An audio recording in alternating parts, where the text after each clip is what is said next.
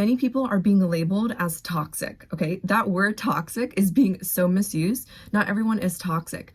And setting a good boundary should be established in a respectful manner. If reality is a mirror, and if you believe everything happens for a reason, maybe God or the universe is testing you through that person, there is a reason why that's happening. And it's because you have a lesson to learn. By avoiding or cutting people off, you will not learn that lesson. You will have the same problems, and some form of that person will keep showing up, just packaged in a different way. Another thing that I've seen time after time is people think that their problems will be solved by moving away. A recent video that I saw by Teal Swan, she says, let's say you got a horse and this horse has lots of trauma around plastic bags. Okay, stay with me. Can you fix that problem outside of plastic bags?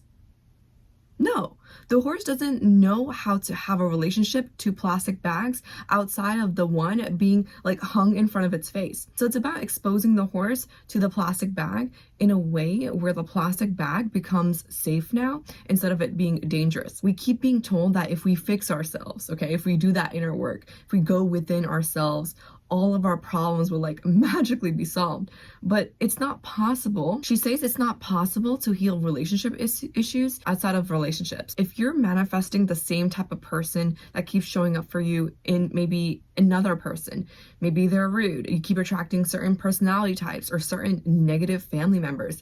She says that you need to work on feeling safe again in these relationships that you already have that can only be done with other people, because this involves other people. And obviously, if you're in a very abusive, toxic relationship, I'm not talking about that. I'm just talking about regular relationships that maybe you're having issues with that you are trying to run away from instead of figuring out a solution or working on them to solve the problems. I think the next thing, a part of this is discussing like attention and feelings. The lack of focus and overconsumption is what is happening today due to social media. People that I've talked to, they talk a lot about saying that they want mental clarity, focus, and being able to basically know that the goals they're working on are their own goals and not the goals of other people. And if attention is the new currency, what is it costing us? Like, really think about that. Everyone keeps saying attention is the new currency, but what is it really costing us? Number one, I would say it's time. Time spent viewing and watching others live their lives and successes. We are free and we can do anything we want, unlike animals and so forth. And since we are free, we're opening ourselves to be exposed in a way that may not be serving us by consuming content. An excessive amount of content, that is. And some of this may not be intentional, right? Like the ads that pop up on your apps, right? Like I'm doing something and there's an ad on my app and I'm like, oh, okay. Even if we like it or not, we're being influenced by other people on how to live our life, especially if we're consuming content online daily. At this point, you may be somewhat numb to how things are making you feel. Ask yourself the last time you watched a movie or saw a reel, and did you notice how it made you feel? And if it made you feel anything but good, what did you do? Did you keep watching it out of curiosity? And if yes, why? If watching someone else's life is making you angry or jealous, wouldn't it be best for you to stop and unfollow them? Like, really think about that. As Abraham Hicks says, life is supposed to be fun. And if you feel anything but good, you need to do anything and everything to shift your focus. So if you want to manifest or reach your goals faster, which a lot of you want to do, bringing a good vibe or energy is so important. But if you're feeling low because of anger, guilt, jealousy all day long, because of the news or TV shows or someone's social media, no wonder there is suffering in your life and it's taking you longer to achieve your goals. The reason why I want to discuss habits is I want to focus on the habits that are distracting you from keeping you from achieving your goals. So this could be like alcohol, gaming, staying out late, too much social media, or maybe just watching too much TV shows, which sometimes I would say I've done in the past, right? Usually there's a bigger reason why you're doing these. This is a great time to reflect.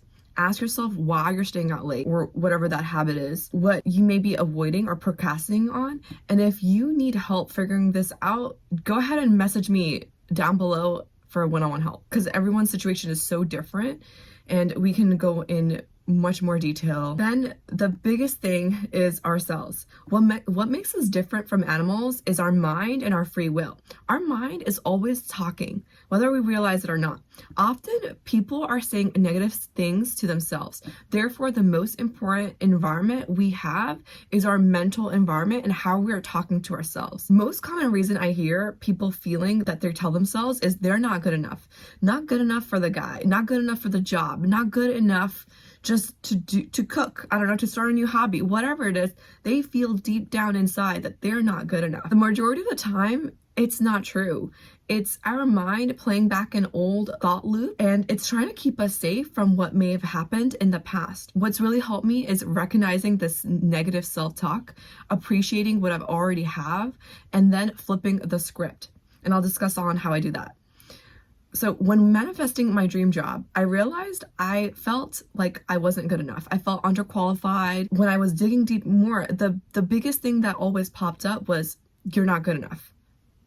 Whatever, like I had the qualifications. I knew I did, but back in my head, I kept on telling myself, I'm not good enough. I'm not good enough. And what I did in order for me to obtain and manifest my dream job was I appreciated what I already have, accomplished, my education, the internship experience, my good work ethic, my work successes that I've had in the past. I kept on affirming that I was deserving of that job.